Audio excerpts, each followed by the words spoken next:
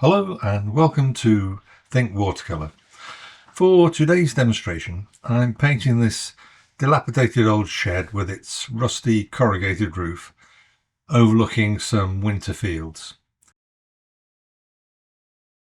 I started with a quick outline sketch to locate the key elements, and then I wet the paper with clean water all over, painting around the shed to retain the lightness of the paper for later. I then mixed a well of lavender and a touch of cobalt blue and a watery mix of sepia. And while the paper was still wet, I dropped in the lavender mix and let it blend naturally to suggest a slightly overcast sky, adding a little bit more pigment here and there just to have a variety of tonal values in the sky. I then used the watery sepia mix to put a first wash down on the whole of the area apart from the shed. As I said earlier, I wanted to retain the whiteness of the paper for later.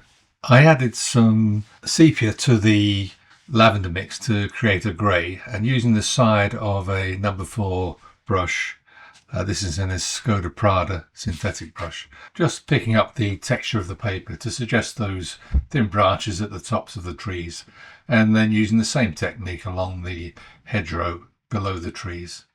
Then I added some cobalt blue to that grey mix to create a bluish grey for the corrugated roof, and with some light red I painted some rusty areas on that corrugated roof and let the red and the bluish grey blend together wet in wet. This is Saunders Waterford 300 gram rough paper, by the way, roughly 11 inches by 7 inches.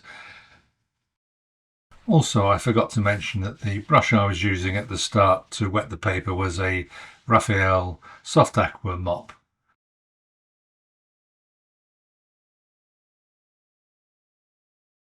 Whilst the roof was still wet, I dropped in some more of the red just to create some tonal values in the rusty patches on that corrugated roof. Next, I strengthened the sepia mix for the fields behind the shed and just washed it over the whole area. Again, painting around the shed. Just want to keep that fairly white for the time being.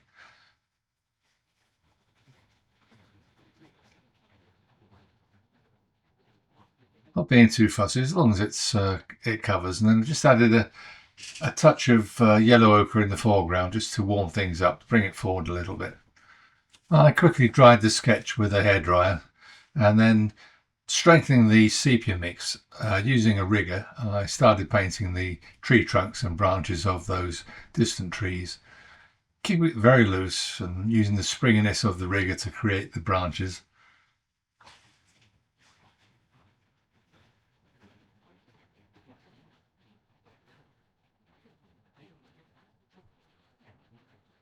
And then using the same rigger, I just dragged it along, creating some dry brush marks to suggest some ruts in the field nearest to us, and then at an angle to that, the field beyond that.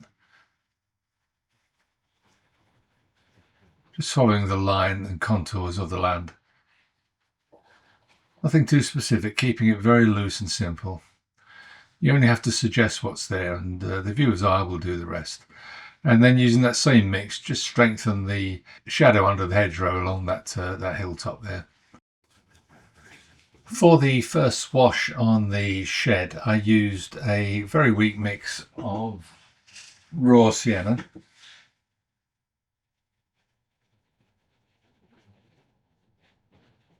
just adding a few touches of yellow ochre as well, just to have a bit of variety.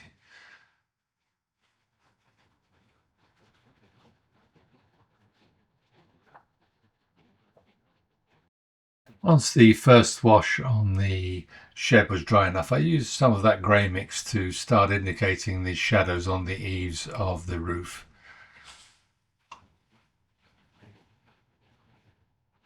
And then using some clean water, just dragging that down, letting it blend downwards into the sides of the shed. And then using some Van Dyke brown, went over the shadow areas just to strengthen them. That blue underneath will shine through, and it just creates this depth to the painting once you start adding the darks. Then using the Van Dyke brown mix, I started putting the planks of the shed, adding a little bit more detail as I go along, blending them with some clean water, just to create a variety of textures on that shed. Not being too careful, just a hint of what's there, and I'll add some detail a little bit later. Just creating variety.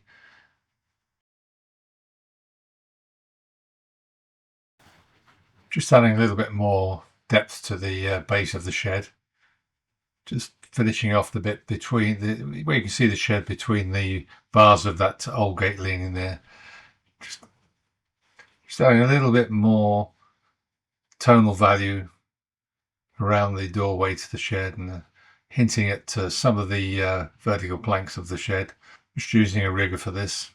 The trick is not to try and slavishly paint every plank on the shed. Just indicate what's there. Just using the grey for the dilapidated old gate that's leaning against the shed.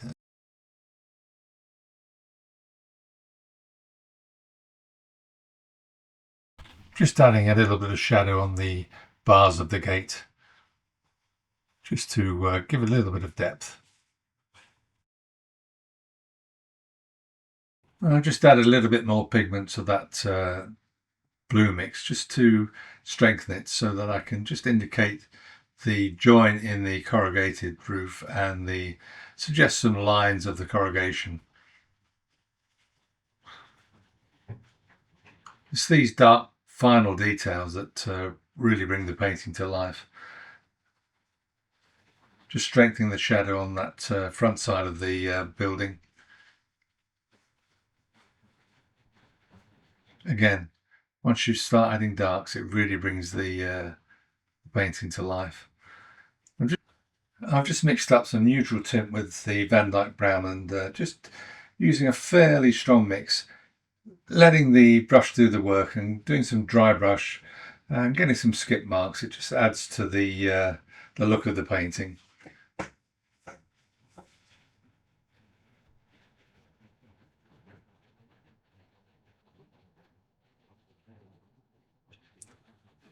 And using the same mix, just strengthening that shadow under the eaves of the shed. It just dried a little bit weak for me, just strengthening it a little bit.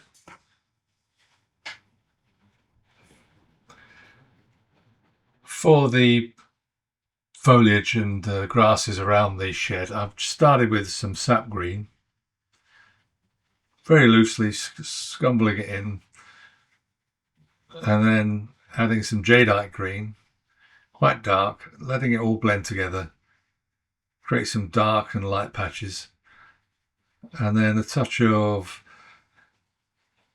yellow ochre just added to the mix,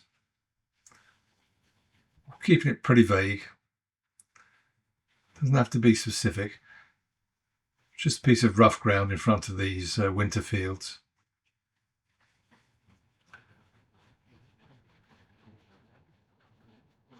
Just adding a few darker patches here and there. And then using the back of the brush, the blunt end, just dragging up some bits of foliage sticking up above the hedgerow.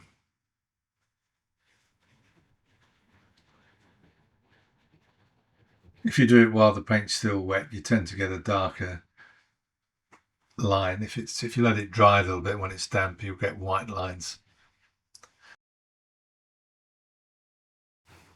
Here I'm just using a rigger with some fairly neat neutral tint to indicate the barbed wire along the fence line.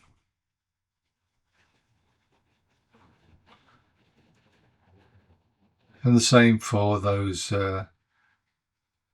bits of fence along that between the two fields. Just a suggestion of what's there. They're far enough away. Here I'm just using a flat brush just to lift out with some clean water, just to create a sort of a pathway towards the entrance to the shed. And finally, with a rigger and some neutral tint, just adding a few really dark details just to indicate some gaps in the plank work and underneath the door to the shed. And I think I'm pretty much done. As you can see now that I've finished, that painting a foreground subject in detail and keeping the background loose and vague can create depth through aerial perspective. I do hope you found this demonstration useful. If you did, do give it a like, it really helps with YouTube. If you're not a subscriber, do subscribe and hit the notification bell for future videos. And once more, thanks for watching.